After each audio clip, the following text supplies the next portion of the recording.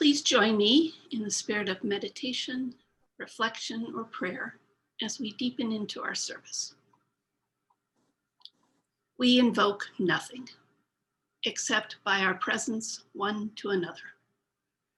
Our invocation is a prayerful thanks for our gathering this day. Give thanks again that the many distractions in our lives did not keep us away from the beloved community. Give thanks again for those who entered this space and left behind unfinished projects at home and at work. Here is a project that is always in the making.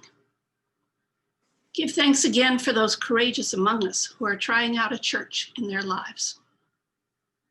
Give thanks because we made it here. Here may we count and be counted upon. Here may the content of our lives return meaning. Here may our aspirations become transparent, focused, and good. Welcome. Some Unitarian Universalists have a practice of the empty chair. This chair symbolizes, and I have mine here, I hope you can see it. This chair symbolizes those who are on our hearts, but who cannot be physically present in the room due to illness, absence, death, or in this virtual time, a lack of technology. We are really missing some of our elders right now. Today, the empty chair is also for all the lives affected by the fires in the West, human and otherwise. We hold space for lost life, for lost homes, for lost connections to the past, and for the loss of sacred spaces. May it snow or rain enough to help. We join Unitarians and Unitarian Universalists all over the world this morning as we light our chalices. It feels good to be part of such a beautiful network. Divine spark from sacred dark, symbol of our holy intent, illuminate this hour. Our story for all ages is a concrete poem by John Grantis, and I chose it this morning because I think we could all use some comic relief. I know, you're really mad, but I can explain. See, I was reading about Galileo, a guy who made all these great discoveries and did cool experiments. And the book said that he dropped a heavy object and a light object out of a window to show that they'd land at the same time, because gravity is a constant. But I thought, no way. Heavy things fall fast and light things fall slow. We know this from Saturday morning cartoons, right? So I decided to do an experiment myself. I found a concrete block in the garage and I got a tomato from the fridge and I took them up to the attic and opened the window and rested them on the sill. And it really looked like there was going to be plenty of room for them to fall between the house and the car. I mean, like who knew? So then I pushed them out of the window together, but I must have pushed just the tiniest bit too hard because the block went out a little further than I expected and it kind of landed on the car. But you know what? The tomato got there at exactly the same time, which proves that Galileo was right. Boy, did I ever learn a lesson. And that's the important thing, isn't it? I mean, even if you know something for a fact, like heavy stuff falls faster than light stuff, it's best to check it out with a carefully planned scientific experiment. Oh yeah, and I also learned not to drop concrete blocks out of the attic window. But in my opinion, the experiment was totally worth doing. There was just a slight mix-up, one tiny detail that went wrong. So even though the car has a concrete block sticking out of the roof, technically, it's not my fault. So this week we're starting a series called Journeys, and we'll have these every little bit. And it's similar to your series that was called This I Believe, I think. Congregants are given some questions to ponder, and then they will share their answers and a snapshot of where they are on the journey today. The beauty of Unitarian Universalism is that it is not only a living tradition writ large, but a living tradition within each of us as well. We are always growing, maturing, and integrating new experiences. There was a line in our opening words, "Here may the content of our lives return meaning." So Erik, Bjorke, and Claire Lowstuter are being brave and vulnerable this morning and sharing some of their content and meaning.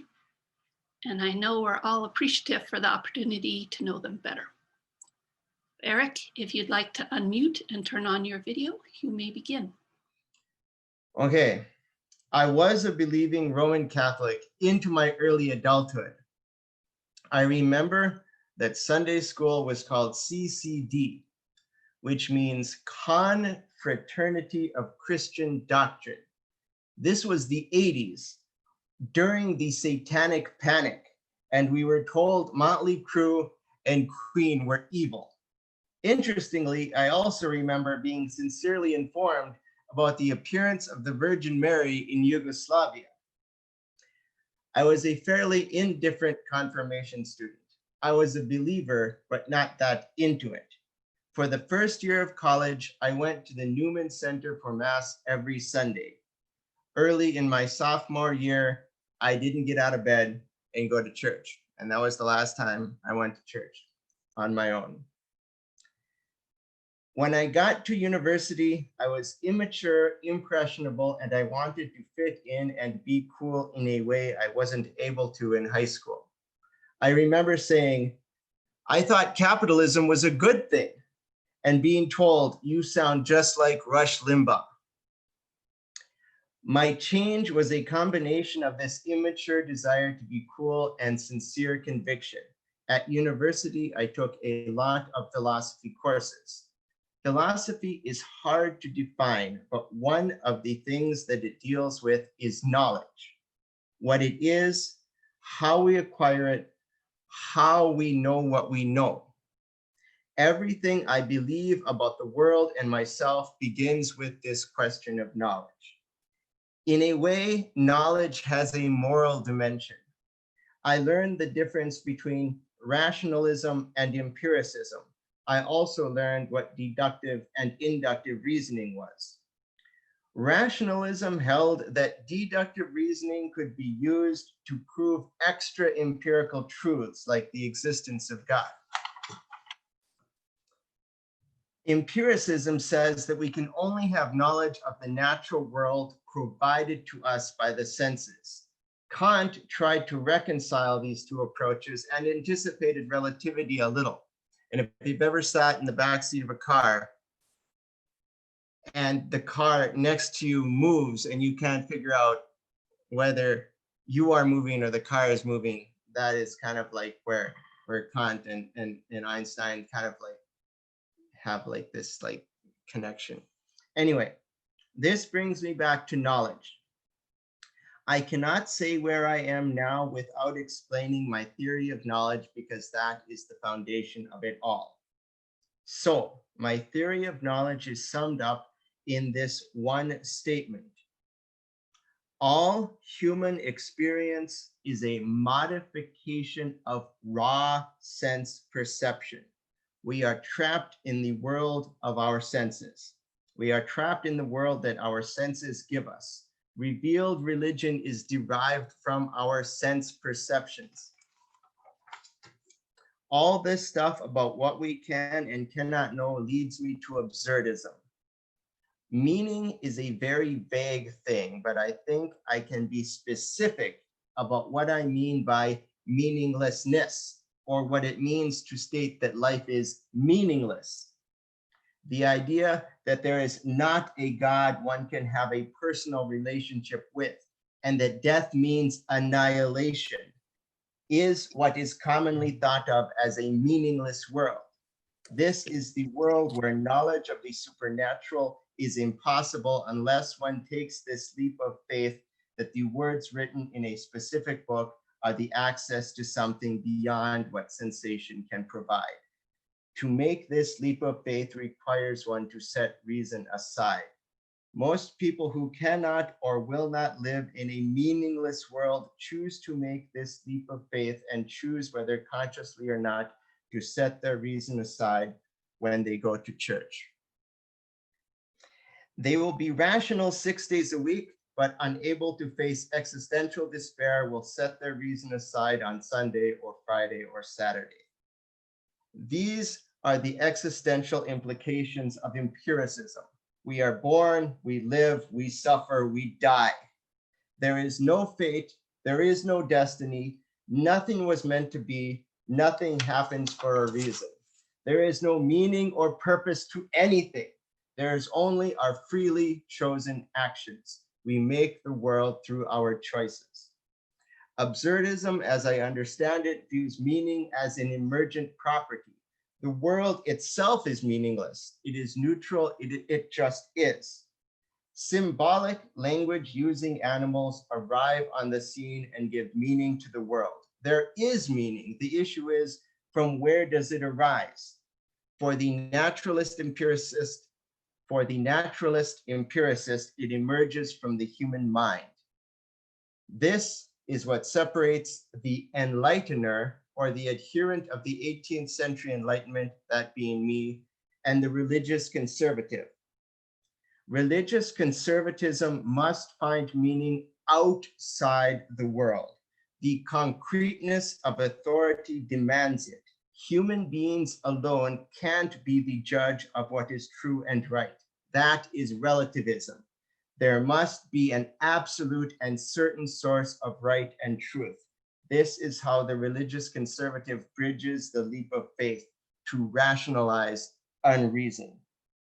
One of the insights of Dietrich Bonhoeffer is that liberal theology caved to the Enlightenment. Faith must yield to reason in order for the human species to advance. The role of religion in society is to stave off the individual's personal existential despair. Human beings need transcendent meaning. People like Sohrab Ahmari, so if you're following like conservative like controversies last year, you might know who this guy is. People like Sohrab Ahmari are saying that religion should not be restricted to the private realm of conscience. This is the struggle between secularism and theocracy. This makes David French a religiously conservative secularist who believes that tolerating drag queen story hour is necessary to preserve religious freedom. And the next thing is, what principle is meaningful to you? The sixth principle, the goal of world community with peace, liberty, and justice for all speaks to me the most. Justice is global. This argument that people cannot form a group identity larger than the nation is bull. People can and must think beyond national borders if we are to survive as a species. Human value is not determined by nationality or citizenship. Everyone knows this, even if they won't admit it. The rights and dignity of Bangladeshi garment workers matter as much as Rust Belt factory workers. The compartmentalizing of the human species into states is crippling its ability to save itself from itself. Realpolitik is going to murder the planet and the human species. Ever-expanding economies are not sustainable. As far as my relationship with the congregation and UUism, it is closely tied to my ambivalent relationship with religion and how I exist between it and unbelief. Religious naturalism is not really religion for most people who have a more popular understanding of it, that it necessarily requires faith in the supernatural. I also have an aversion to physical churches and ritual. Religious naturalism redefines religion as adherence to a set of values that religious naturalism redefines religion as adherence to a set of values rather than necessarily a faith in the supernatural, which is a hazy boundary between humanism and conventional religion. All right, I did that without having a heart attack. All right, thank you. That is all. I'm done now. Thank you, Erik. Claire, are you ready to go? Sure. Yeah, and thanks, Erik, for going first and for sharing. Appreciate that. I'm also going to be reading from my notes here. So I'll try to look at the screen now and then. Okay, so how did I get here? This is the first question. Elizabeth, I really appreciate the flexibility you gave us in these questions, spiritually, philosophically, or religiously, or the prompts. Well, I was raised in a Christian household. My parents are fairly progressive ex-Catholics. They weren't very strict when we were growing up, but my siblings and I were not without limits. There were certain expectations for behavior and for a general path in life. Of course, now being a parent myself, some of the things I thought were super unfair are so relatable right now. In college, the quote unquote Christian friends that I had, the groups I spent time with, weren't necessarily good for me or my self-confidence because I always felt like I was the bad one. I dated too casually for their standards. I said some bad words. I wasn't rich or Republican. And I have also always struggled with the exclusivity of Christianity. I know many of us are here because of that hypocrisy found too often in church. I feel like I was actually a Universalist before I knew there was a word for it. Beyond that issue, I never really had an issue believing in God or Jesus, and I still don't. Later on in college, I met a future UU seeker and my husband, Erik. He came from a similar faith background to me and came across the UU faith researching religion as an adult. He started asking some questions about religion that made me uncomfortable, ideas that created rifts in my beliefs. But if nothing else, we trust each other. So I listened and we talked. And even though faith and religion is a very personal thing, we approach this together. So it's become woven into our family life now. 5 years ago, my family of 3 walked into the Bismarck UU. Nervous but hopeful. We were in search of like-minded people, community, something we'd been missing from our lives in rural North Dakota. And here we are now. Our daughter is 5.5. She doesn't know life without this place.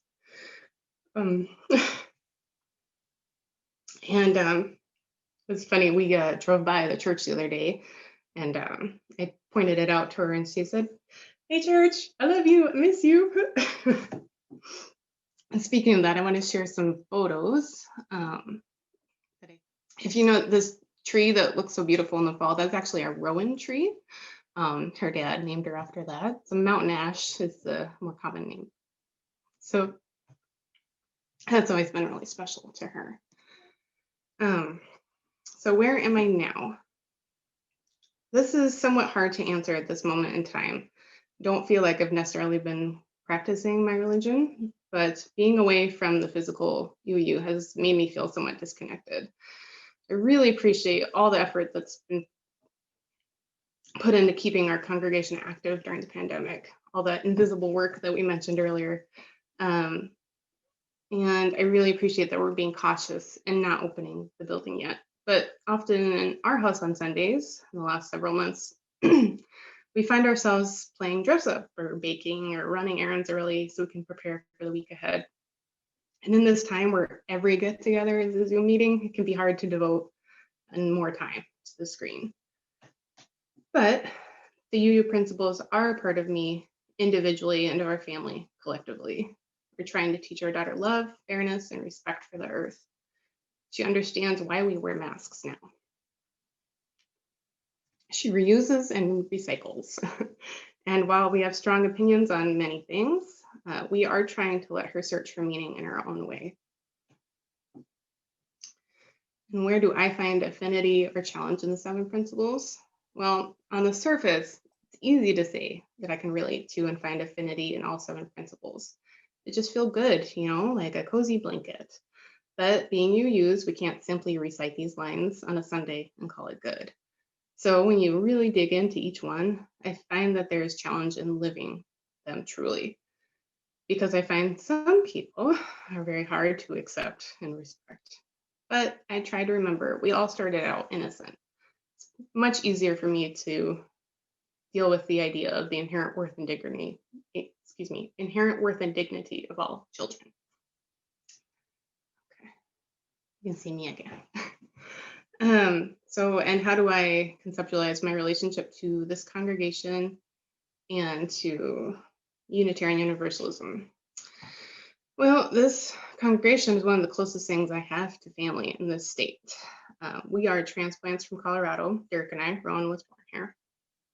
And my only relatives in North Dakota live in my house. So the decision to come to the UU when we moved to Mandan 5 years ago has been significant, much more than I could have imagined at the time. Most of my local friends here are either members here, friends and members here, or some other extension of a relationship or connection that I made here. And this congregation and this faith make me feel like I'm not alone when the world feels ugly and unfriendly, when this particular state and city feel ugly and unfriendly. I feel like, I like that everyone of all ages can have a role here. It would be really, really nice to have more people to spread out the work of the congregation. I enjoyed being a program committee member and a religious education teacher before the pandemic. But I've also felt burnout on those things. I hope for a future where volunteers for all the things we need to do are readily available and energized. This is important work that we do, and the community we've built over the decades is phenomenal. But I know we can achieve more. I thank you all for sharing this time together, because as we like to say, it is so good to be together. Right. Thank you very much, both of you. I know that takes a lot of courage, but I think we all appreciate getting to know one another better. So thank you. Here, may we grow ever more aware of the gifts we have, aware of the gifts that we are, aware of the blessing we may together give to the world.